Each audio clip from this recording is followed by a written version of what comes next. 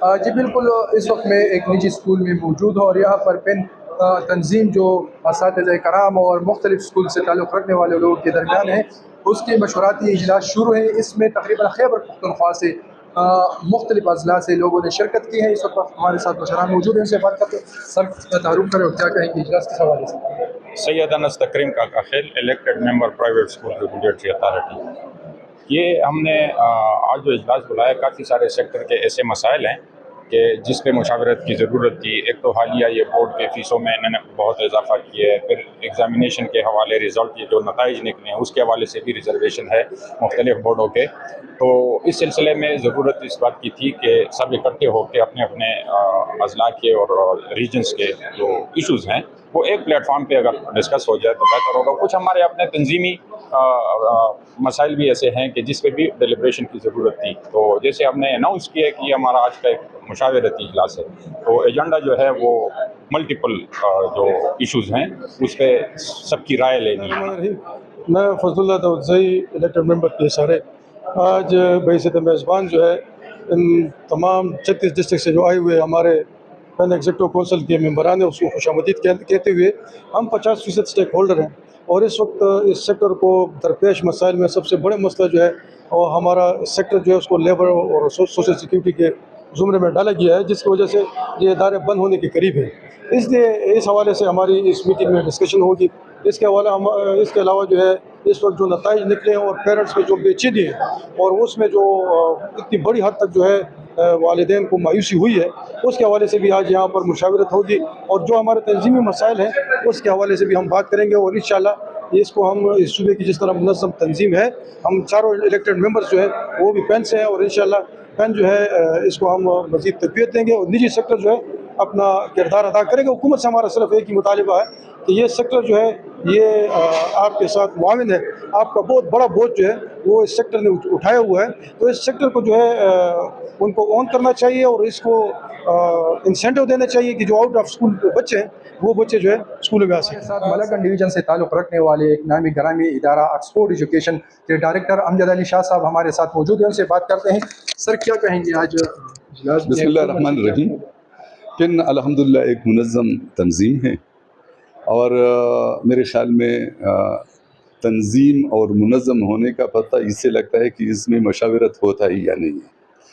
تو ہم نے کئی بار کیبنٹ میٹنگ بنانے کے لیے بھی ہم نے ریکوزیشن کی ہے، ایگزیکٹو کونسل میٹنگ کے لیے بھی ہم نے کوشش کی کہ وہ بلا لیں، چونکہ وہ انہوں نے نہیں بلایا تو پھر ہمارے تو بہت سے مسائل ہیں اور مسائل کو ڈسکس بھی کرنے اور اس کے لیے مشاورت بھی کروانی ہے۔ اس کے لیے ہم نے آج بینگ سینئر وائس پریزیڈنٹ پین کی پی کے اور ساتھیوں کے ساتھ میں نے مشورہ کیا اور آج یہ میٹنگ ہم نے بلائی اور اسی لیے کہ یہ پن منظم رہے، تقویت حاصل کر لیں اور ہم سے جو خفا ہیں، جو ہمارے تنظیم سے باہر ہیں، ان کو بھی لے کے آئے اور تنظیم میں ہم ان کو شامل کر لیں۔ سر اگر ہم دیکھیں تو 13 سال سے جس حکومت ہے خیبر پختونخوا میں اور اس کی منشور میں شامل تھا جی کہ ہم ہیلتھ پہ کام کریں گے، ایجوکیشن پہ کریں گے، لیکن بدقسمتی سے وہ اس کی طرف رجحان نہیں دے رہے ہیں، بالکل صرف جلسہ جلوس پہ اس کا توجہ ہے۔ تو کیا وہ ایجوکیشن آگے بڑھا سکیں گے کہ نہیں؟ نہیں، میں تو یہ کہہ رہا ہوں کہ انہوں نے اپنے حکومتی اداروں پہ بھی توجہ نہیں دی،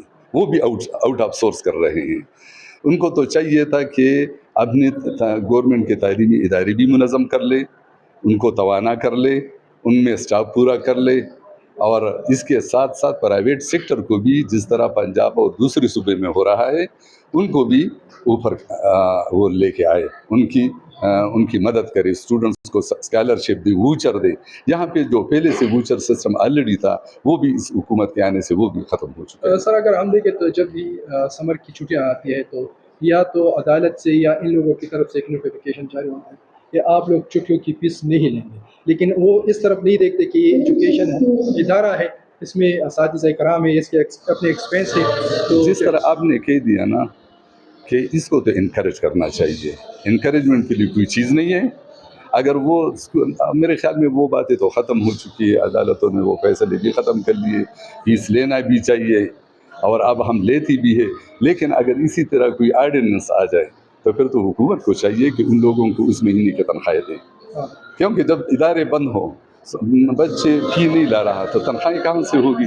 तो मेरे ख्याल में यही हुकूमत की तरफ से वही बराबर तवज्जो नहीं दे रही, इस वजह से ये मसाइल। और तालीम सबसे इनकी अहम इशू है, ताकि हम तालीम और हेल्थ पे भरपूर तवज्जो। देखिए काफ़ी सारे मसाइल भी हैं, उसमें TMA भी है, EOBI के मसाइल भी है, इसके अलावा जो है ना हमारे फिक्स टैक्सेशन का मसला है वो भी है सूबे में, वो टैक्स भी लागू हो गया एजुकेशन पे। आपने एक और बात की, हमारे यहाँ जो है ना यहाँ पे एजुकेशन के लिए जो अभी 2026 में जो बजट दिया हुआ है एजुकेशन के लिए वो कम से कम 117 बिलियन से, पूरे पाकिस्तान की बात कर रहा हूँ।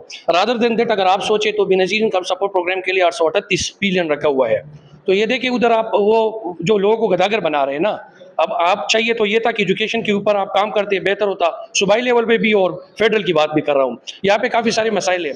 ये देखिए बात तो ये रियासत की जिम्मेदारी एजुकेशन देना बच्चों को। दूसरी बात ये कि बोर्ड के मसाइल देखे, बोर्ड में कम से कम 40,000 से अबव स्टूडेंट्स फेल हो गए हैं, काफ़ी सारे स्टूडेंट्स फेल हो गए। उसमें एवरेज बंदे ऐसे बच्चे हैं जो है बहुत गरीब और उस एवरेज फैमिली से ताल्लुक़ रखते हैं। अब आप मुझे बताएं, एक पेपर के लिए 1700 रुपीज़ रीटोटलिंग के लिए है।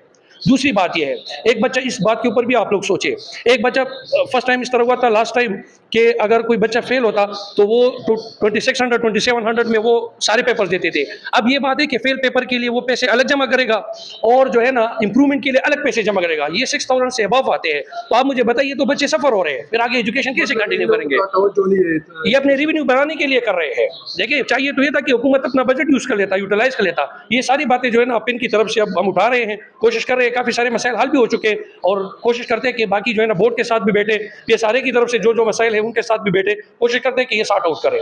जी बिल्कुल, आपने तमाम लोगों की बातें सुनी, तमाम इदारों के मशरान का ये कहना है कि पहले तो हुकूमत को चाहिए कि हुकूमती सतह पर ये मसाइल हल करें, लेकिन हम मजबूर हुए हैं क्योंकि हमारे मसाइल हल नहीं हो रहे, रोज़ाना की बुनियाद पर वो ज़्यादा हो रहे हैं, इसलिए हम मजबूर हो गए कि आज मशवराती इजलास कर रहे हैं और उसके बाद हम एक लाए अमल तय करेंगे।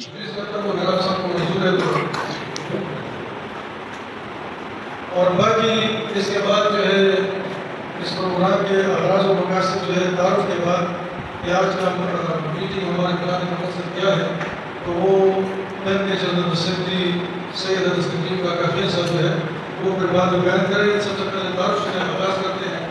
मेरा नाम फजलुल्लाह है, मैं का सूबाई सीनियर सदर और इलेक्टेड मेंबर प्राइवेट स्कूल और पेशावर के साथ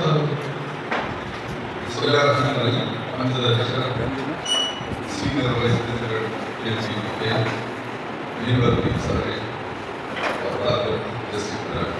पेशावर के सदर शामिल करें।